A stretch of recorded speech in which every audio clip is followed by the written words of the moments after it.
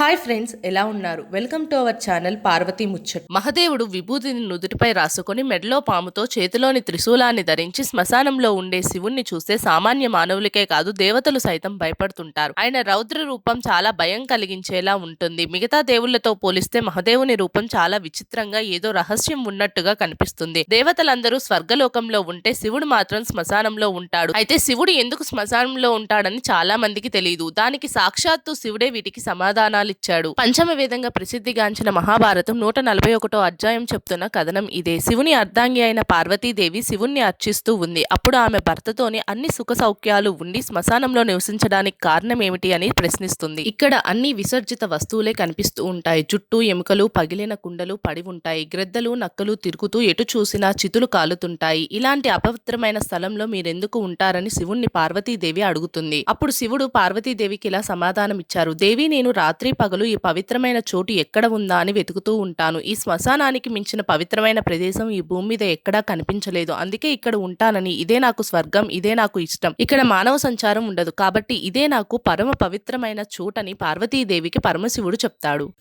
మా వీడియోస్ కనుక మీకు నచ్చినట్టయితే మా ఛానల్ని లైక్ చేయండి, షేర్ చేయండి, అలాగే సబ్స్క్రైబ్ చేసుకోవడం మాత్రం అస్సలు మర్చిపోకండి. మరిన్ని ఇలాంటి వీడియోస్ కోసం మా ఛానల్ని ఫాలో అవ్వండి.